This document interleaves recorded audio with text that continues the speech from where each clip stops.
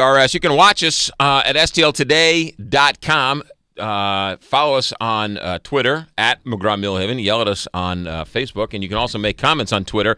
Hashtag McGrawSTL. And that shows up on the stltoday.com webpage as well. Scott Sherman has been bumped from Thursdays to Fridays, but we like making fun of him, so we kept you around for a little bit longer. Fridays fits, I think, what you and I do best, isn't it? It just seems like this fits.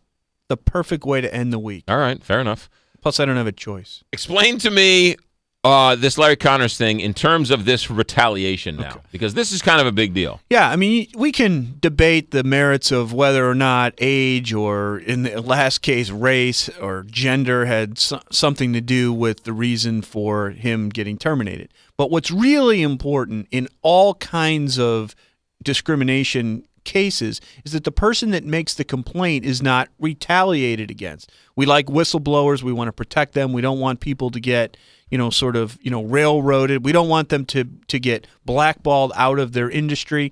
And so really the core of Larry Connors and in this particular case is that he's saying, hey, they didn't just get rid of me because I'm old. Right. They didn't just get rid of me because, I'm a white dude. They got rid of me because I made a complaint a couple years ago about the way in which they were dealing with me. And because of that, this is retribution. Well, okay, but hold on a second. Take this out of the legal point of view for a second. Yeah. So he makes this complaint. Hey, wait a minute. You're paying Vicki Newton more than me. Yeah, and she sucks, right?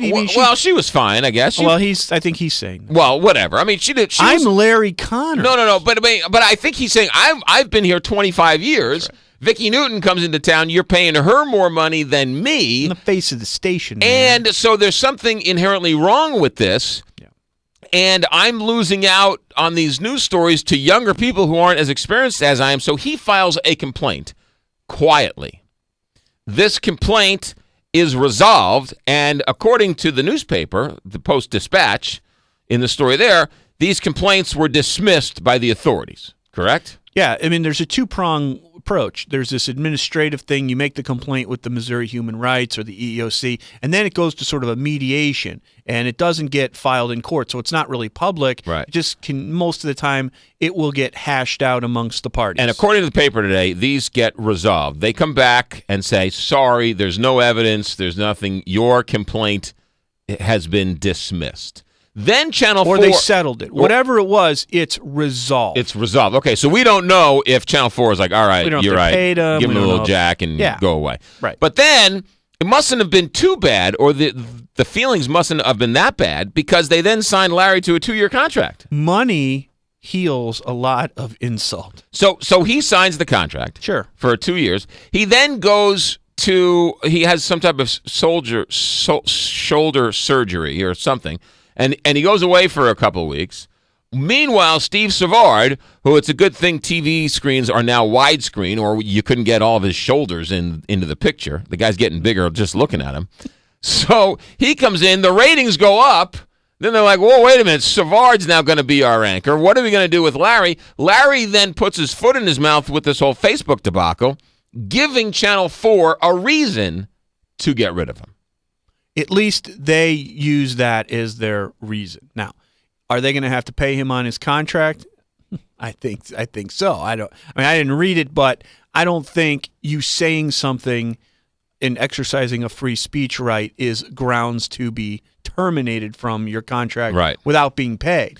But he is saying, hey, this all has to do with me making a stink about my pay scale with Vicki Newton.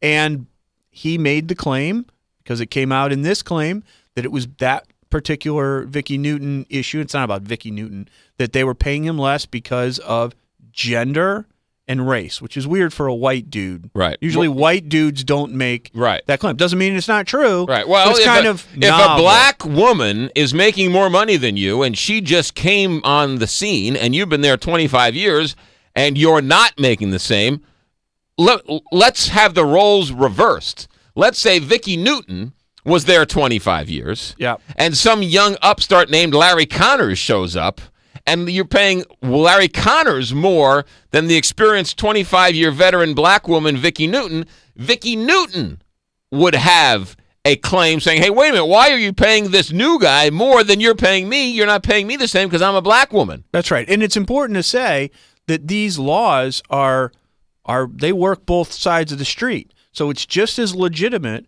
for a Caucasian person or for a man to claim racial discrimination or gender discrimination than it is for a woman or somebody of color. Now, even though historically the discrimination was against women, the discrimination was against blacks and Hispanics and all the rest. But that's the law. It works even side of the street. I don't know about that. I do know this. I do know that television. Of course, you know about that. No. I know that television executives are very similar to radio executives. Yeah. In that they are. Here's the color they care about. They're not a bunch of leaders, right? They're not out in front. Right. They're like. They put their finger in the air, see which way the wind is blowing, and then wait for gale force winds, and then say, "Oh, by the way, we're doing this." So Channel 4 doesn't make the move on Larry Connors. They sign him to a 2-year deal because they say, "Oh my goodness, we can't lose Larry Connors. We can't lose Larry Connors. We can't lose Larry Connors." All of a sudden, he's out on the sidelines for a couple weeks. They put in Savard. Savard numbers goes up. Oh my God, we can get rid of Larry Connors. We can get rid of Larry Connors now because Steve Savard saved the day. Oh my goodness, right? So they literally threw Larry Connors out on his ear because Savard came in and did a nice job. This wouldn't have been a story, but Channel 4 pumped it up to make it as bad as possible so that they could get rid of Larry Connors. Yeah, and that's my thought. And here's I got a break. Yes. I got a break. Scott Sherman, who's your sponsor? St. Louis Home Retention Group. McGraw, I've been hearing that interest rates are going to start going up and people are going to lose out on the opportunity for these historically low rates, but not so fast. St. Louis Home Retention Group has the way and the key for you to get historically low rates through these federal programs because over the last 6-8 years, people's home values have gone down. And what did we get? We got these programs while all the mortgage companies got bailouts. Rates down in the 2s and 3s, and they have a 95+% success rate. Local guys, they do a great job.